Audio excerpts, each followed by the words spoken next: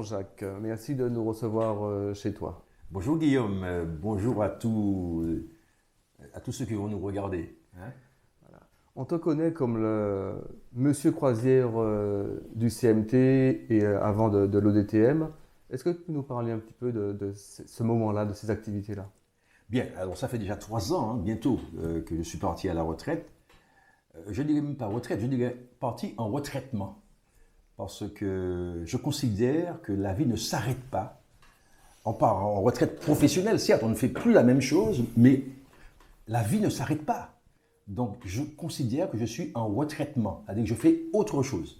Ceci dit, revenons pour répondre à ta question, j'ai eu de très beaux souvenirs, parce que j'ai commencé à travailler réellement dans la croisière à partir de 1988, lorsque j'ai rejoint l'agence Roger Albert Voyage, dont le directeur général à l'époque était ton papa, Benoît de Rênal. Et vraiment, j'ai passé 5 années, de 1988 à 1993 chez Roger Albert, de très belles années, beaucoup travaillé, puisque on était sur le front, il y avait bien sûr les artisans taxi, bon, il fallait gérer avec les artisans taxi. Beaucoup de moments d'émotion, mais aussi de satisfaction. Pourquoi satisfaction? Parce que j'aimais ce que je faisais. Les relations avec les gens, avec les touristes de croisière, avec les responsables de paquebots de croisière, etc. Et des compagnies. Vraiment, j'ai beaucoup appris. J'ai beaucoup appris en tant qu'angliciste de formation, puisque j'ai fait des études d'anglais. C'était pour moi aussi l'occasion, bon, d'enrichir mon vocabulaire, d'améliorer comment dirais-je, la fluidité en quelque sorte de mes conversations. Et vraiment, j'ai passé de très bonnes années. Et surtout, Roger Albert, qui était encore vivant, qui est parti, je crois, en 91, de mémoire. J'avais d'excellentes relations avec lui, très sérieux. Il m'a beaucoup appris en termes d'immédiateté de l'action. C'est-à-dire que ne pas attendre. À cette époque, nous étions encore au Téléx. Nous n'étions même pas à le fax. Le fax était en train d'arriver, mais nous fonctionnions au Téléx. Mais il accordait que 72 heures de réactivité pour répondre à un message. Et il m'a appris, en quelque sorte, à être, comment te dire, à être réactif. Ça m'a laissé une sorte de marque indélébile. Moi, je suis pour la réactivité. C'est comme ça. Il faut qu'on fasse vite. Et je garde cet excellent souvenir de lui en termes de sérieux professionnel. Et puis d'ailleurs, j'ai grandi aussi chez Roger Albert, hein, même sur le plan. Je suis passé cadre après 2 ans, etc. Non, c'est ça. J'ai été très bien traité. Et puis, mais je crois qu'on est bien traité que par la qualité du travail qu'on fournit. Ça, c'est clair. On est reconnu par les autres, non pas par des revendications, mais par la qualité de son travail. Et je crois à cet adage-là. Ensuite, j'ai travaillé chez Roger Albert, pas chez Roger Albert, mais à l'ODTM. Ils ont fait appel à moi. Donc, j'ai annoncé, avec un peu de regret, mais je l'ai annoncé à Jean-Claude Albert, hein, qui avait pris la relève déjà, que je partais donc pour l'ODTM. Parce qu'il y avait une place vacante en tant que responsable de la croisière, laissée par notre ami José Douton, qui a tragiquement perdu la vie à Miami. C'était lui, mon prédécesseur. Et j'ai attendu plusieurs mois avant de prendre cette décision, parce que j'étais encore sous le choc. Et il est mort en mars 93, et c'est en décembre 93 que j'ai rejoint l'ODTM, l'Office départemental du tourisme de la Martinique à l'époque. Voilà. Je pense que le métier de la croisière est pour toi qui aimes, on va dire, aime les gens, aime rencontrer les gens, aime échanger avec eux. Je pense que ça a été, on va dire, le métier qu'il te fallait, qui te convient, on va dire, le mieux, de façon à pouvoir échanger avec l'ensemble du monde, on va dire. C'est vrai, ça correspond bien à ma nature.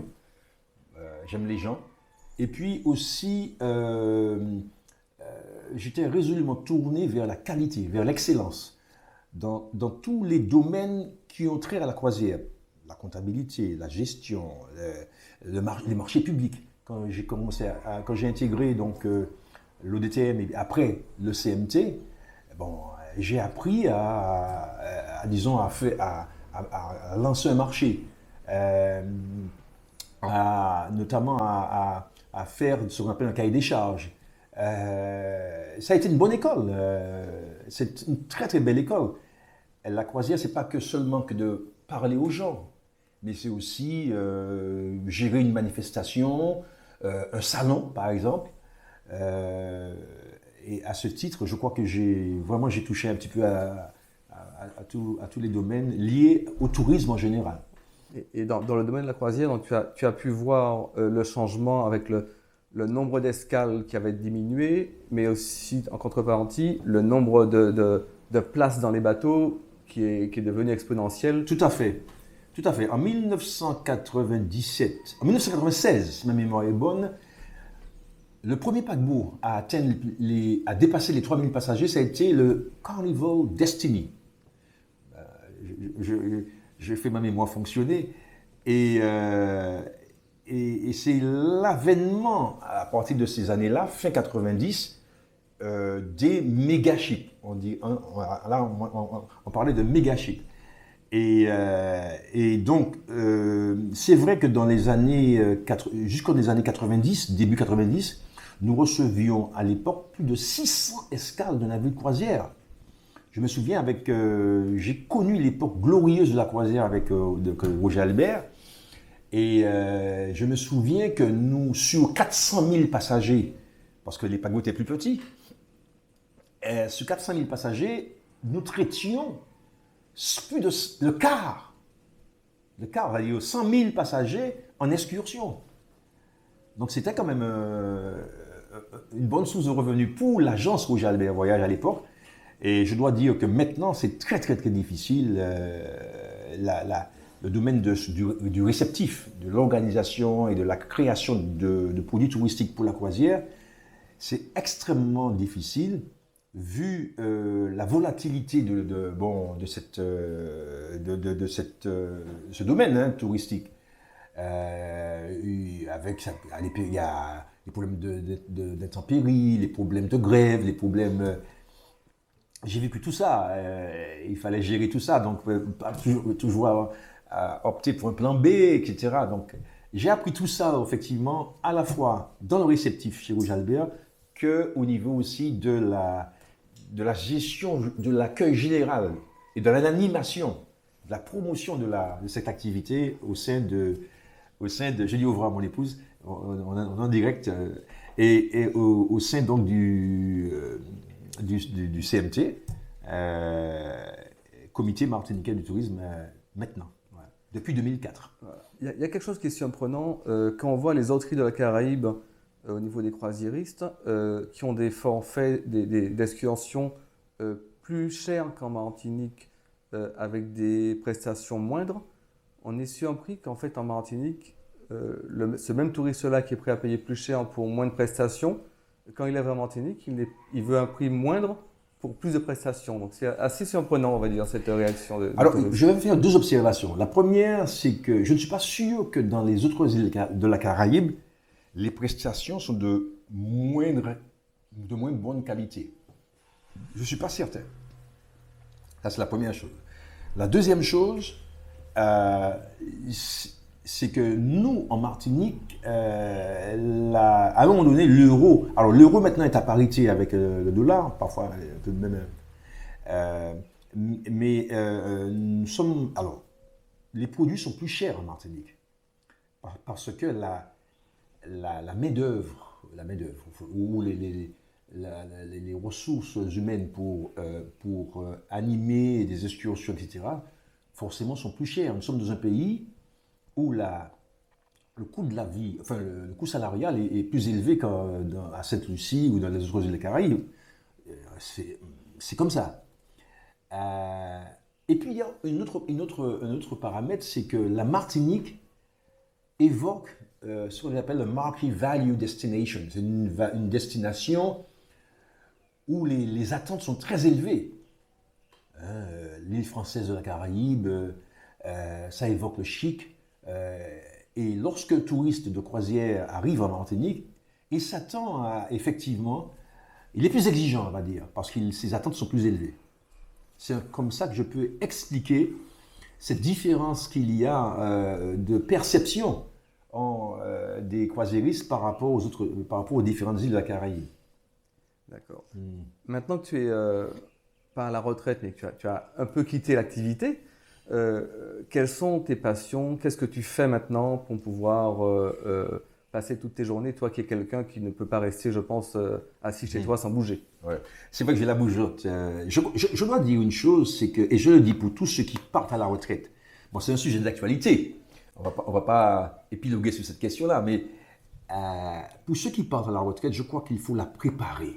Alors, quelqu'un qui part à la retraite, qui n'a pas d'activité pour meubler son temps, c'est dramatique. C'est dramatique parce que à ce moment-là, on vieillit mal. Et donc, c'est un petit conseil que je donne. C'est pour ça que j'emploie le terme de retraitement. Il faut être en retraitement. Il ne faut pas être en rupture par rapport à la vie. Bon. Et donc, par conséquent, ce que je fais, alors, j'ai la chance d'avoir quelques talents, entre guillemets. Je suis un musicien belay. Le bon Dieu m'a donné des talents en termes de percussionniste, en termes de tambouiller, on va dire, et de jouer le tambour. Et puis, il y a la musique en général. J'ai même sorti un album l'année même de mon départ à la retraite, en plein Covid. Ça a été vraiment un challenge que j'ai relevé. Je suis actuellement au sein d'un groupe qu'on appelle Belay Rumba, qui harmonise les rythmes belay avec la rumba cubaine. C'est un nouveau concept. Et d'ailleurs, pour ceux qui nous écoutent et qui nous voient, j'annonce officiellement le 22 mars la prestation que mon groupe fera dans un restaurant qui s'appelle, si tu me permets, la Caïdada, à Casse-Pilote, qui est un restaurant bien connu. Et j'invite donc tous ceux qui sont intéressés à découvrir ce concept, eh bien, de se rendre chez Dada à 20h, point de départ de la prestation. Voilà. Et puis, qu'est-ce que je fais aussi? Je fais de la plongée en bouteille. Alors, je suis niveau 3 de plongée, et puis aussi spécialisé avec une formation Nitrox. C'est un air de l'air enrichi à l'oxygène qui permet de mieux récupérer, de récupérer plus vite, de mieux récupérer en tant que senior, parce que je suis senior, j'ai 69 ans cette année. Et donc, bon, ma foi, je suis encore en bonne santé, donc je profite de cette... c'est une sorte pas de course contre la montre, mais une sorte de frénésie en quelque sorte. Tant qu'on est en bonne santé, je fais ça, la plongée, je vais marcher, et puis je diversifie mes activités. Il faut diversifier ces activités. Je vais nager, j'aime bien nager, j'adore nager. J'étais un ancien coureur à pied. Ton papa m'a connu comme effectivement un coureur à pied extrêmement passionné. Et mais ma passion s'est tournée vers la natation. Et donc j'ai des petits hobbies comme ça qui me permettent de meubler mon temps, et puis en même temps d'avoir comment dire, de socialiser avec les gens. C'est-à-dire j'ai des relations très amicales avec les plongeurs, avec ceux que je rencontre à l'Anse-Madame, à la natation, à travers la musique aussi, à travers le belay. Donc, moi, je suis très, très, très content de toutes ces relations positives que j'ai avec les gens. Et je crois que c'est ça l'essentiel. Notre vie, c'est d'être en bon terme, en bonne relation, très saine avec tous les gens que nous rencontrons à travers nos activités. Tu parlais du belay rumba. Est-ce que tu penses que c'est une solution, on va dire, le fait de mixer, on va dire, des styles musicaux une solution pour que la jeunesse puisse continuer à s'accaparer ou puisse prendre en compte, on va dire, la musique traditionnelle de Martinique, ou si on la laissait purement belay, est-ce que tu penses qu'elle allait être intéressée quand même la jeunesse? Très bonne question. Alors, ça me donne l'occasion de dire qu'il faut dans la vie faire la part des choses.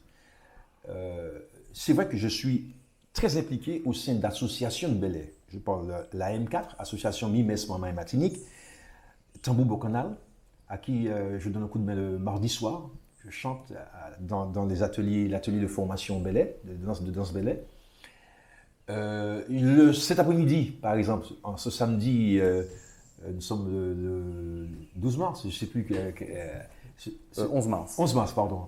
Ce samedi-là, cet après-midi, ben je vais co-animer un cours de chant belay avec, au sein d'un lionnage d'associations, Tambour Bocanal et ALAC, qui est une association de Shellshare, qui est présidée par Daniel Georges Barduri, qui est bien connu dans le monde de la culture et aussi dans le monde de la grammaire créole. C'est un docteur en créole et en langue dite régionale qui enseigne à l'université. Donc mon carnet d'activités, enfin, c'est vrai que mes activités sont très diverses, comme je le disais, et puis ça occupe mon temps. Alors, l'équilibre, il faut quand même trouver l'équilibre, ne pas être dans une fuite en avant aussi. Il faut se reposer, j'ai un âge, donc quand je suis fatigué, je me repose. Et donc, je reviens à cette notion d'équilibre.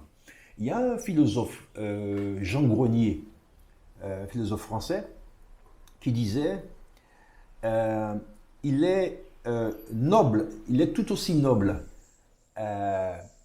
de tendre à l'équilibre qu'à la perfection. Aussi noble de tendre à l'équilibre qu'à la perfection, mais c'est une perfection que de garder l'équilibre. J'adore cette expression-là qui montre que la notion d'équilibre est une notion à laquelle nous devons réfléchir. Comment avoir une vie équilibrée? Et on peut élargir cette notion d'équilibre dans une société telle que la société martiniquaise. Où trouver le curseur pour que nous soyons dans nos relations à l'équilibre?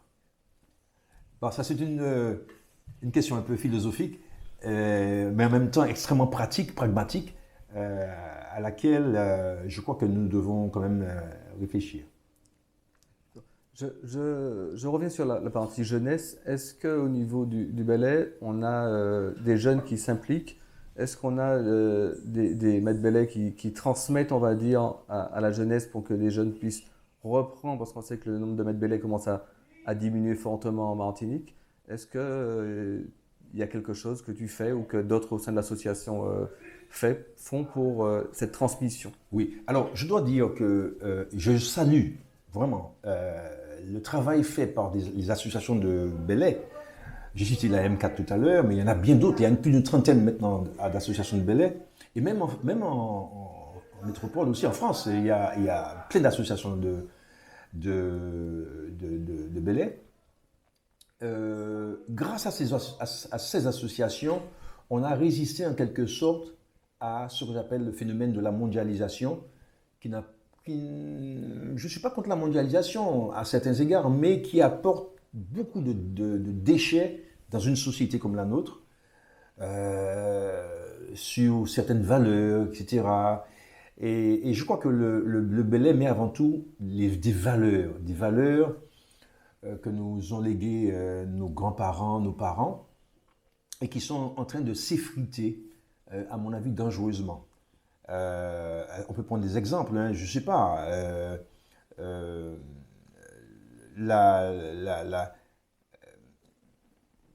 La notion, par exemple, de respect des anciens,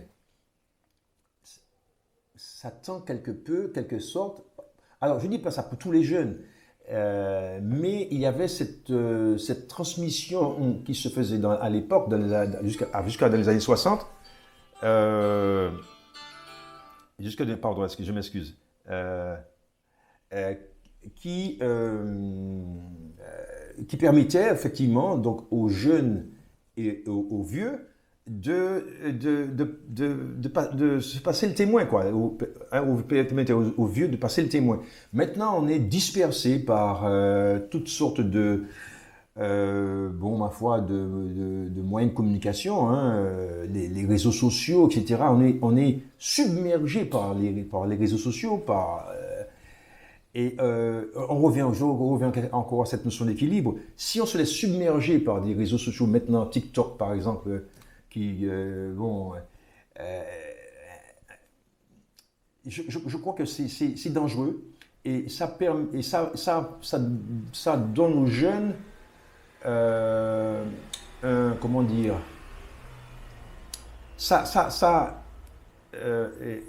éloigne les jeunes de leur capacité à se concentrer sur l'excellence, sur des matières, par exemple, à l'école. Il y a toujours de bons élèves, mais il y a, me semble-t-il, de plus en plus de mauvais élèves qui sont illettrés même. J'ai entendu ça dernièrement, beaucoup d'élèves qui sont illettrés jusqu'à l'âge de 12 ans, quoi, en entrant au collège.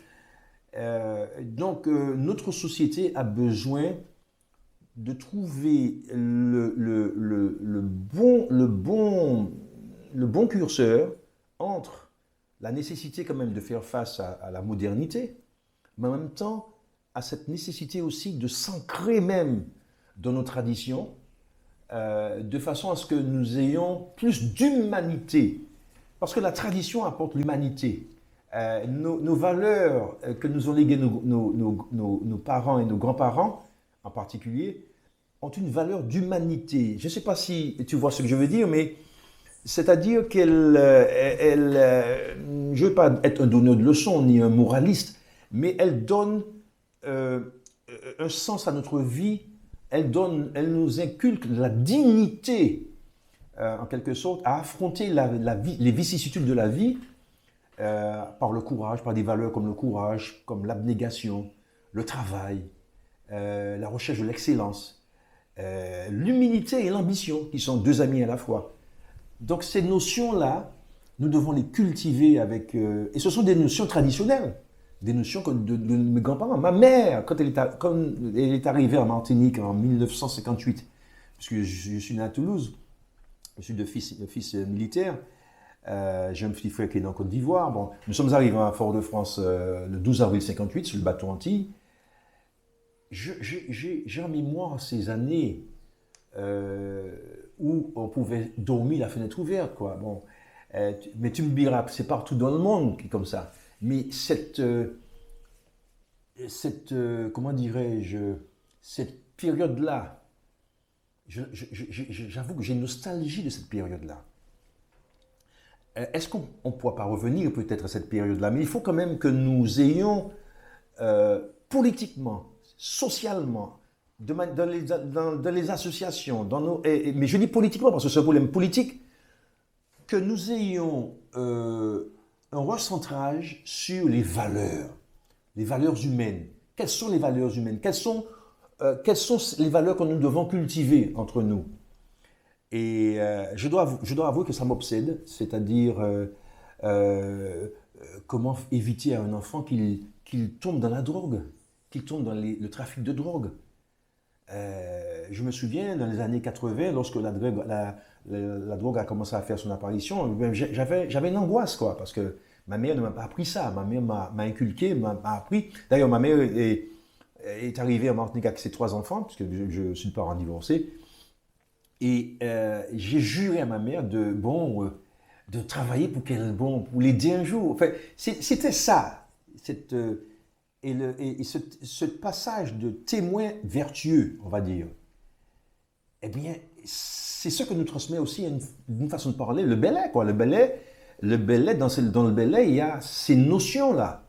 Le Belay a quelque chose de structurant, de très simple, de structurant. J'ai jamais vu dans une soirée Belay des gens s'amenant avec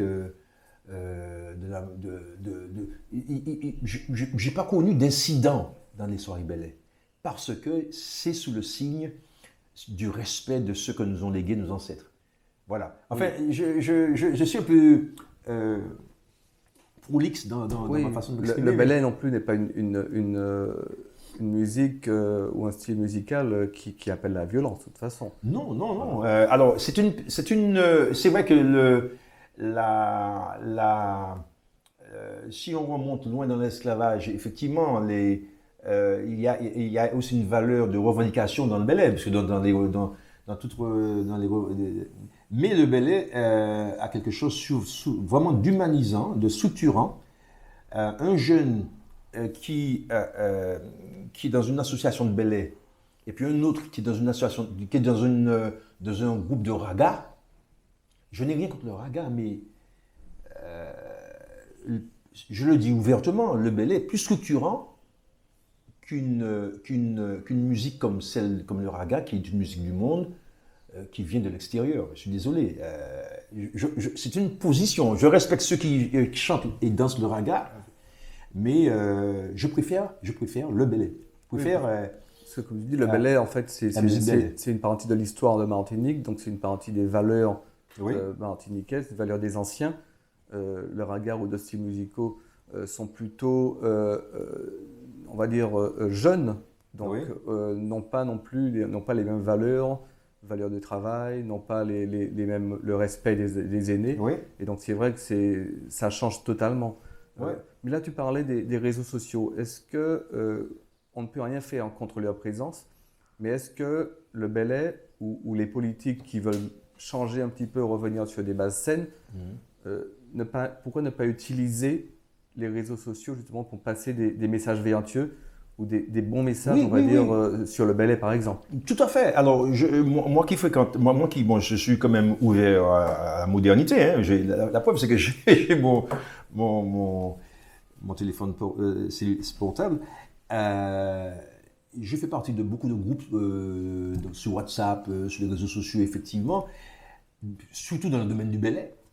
Et je dois dire que nous partageons des nouvelles extrêmement intéressantes, quoi, en matière de recherche, sur le ballet, en matière de chants ballet, qui sont très très beaux. Nous avons une richesse en matière de mélodie et de rythme de notre musique ballet qui est extraordinaire, qui est très diversifiée, mais en même temps, il y a une forme d'unicité selon les. Alors, elle est diversifiée selon les régions. Il y a le ballet des Anses d'Arlé, il y a le ballet de Sainte-Marie, il y a le ballet de Basse-Pointe, il y a le damier, il y a les musiques de travail, il y a encore ce qu'on appelle la musique la sautet. Tout ça, la musique la sautet, c'est une musique qui permet d'être solidaire dans le travail. Là encore, la valeur travail. Tiens, je donne un coup de main. Alors justement, dans le ballet, il y a des acteurs de ballet qui font appel à la communauté ballet pour donner un coup de main à un agriculteur ou bien. Et ça m'arrive de faire ça, d'aller porter mon aide à un jeune agriculteur ou moins jeune, et ça me permet en même temps de connaître mieux notre biodiversité, notre vie agricole, etc., au métier de la terre. Et dans le même temps, ça me permet de respirer à la campagne. C'est quelque chose d'extrêmement. Voilà, j'avais oublié de parler de ça. Il m'arrive, effectivement, lorsque le temps me le permet, eh bien, donner un coup de main à une personne qui a envie de faire son jardin, de nettoyer son jardin, etc. Et le ballet véhicule cette notion d'entraide. Et cette entraide-là est faite majoritairement par des personnes qui sont en retraite, ou plutôt est-ce qu'il y a des jeunes qui s'investissent? Il y a des jeunes qui s'investissent aussi. Et je dois dire qu'il y a... Alors, ils ne sont pas légion, mais grâce à l'action des associations ballet, des différentes associations, il y a quand même un certain nombre de jeunes qui sont impliqués et qui sont prêts à prendre la relève. D'ailleurs, moi je me considère maintenant comme un nouvel ancien. Parce que les grands anciens, il ne reste plus beaucoup. Je peux citer 3 grands anciens qui sont encore dans le Bel Air. C'est Félix Caseus, Benoît Rastock et Paul Rastock. Bon, qui ont 90 ans. Plus de 90 ans. Et donc, c'est à nous de passer le témoin. Et on le fait à travers, justement, les ateliers Bel Air. Et comme le bon Dieu m'a donné ce don, à la fois de chanter et de jouer au tambour, ma foi, je le fais sans aucune retenue, avec plaisir. D'accord. En tout cas, un très grand merci, Jacques, de nous avoir reçus. Et à très bientôt pour À très écouter. bientôt. Voilà. À très bientôt. Au revoir. Bye bye.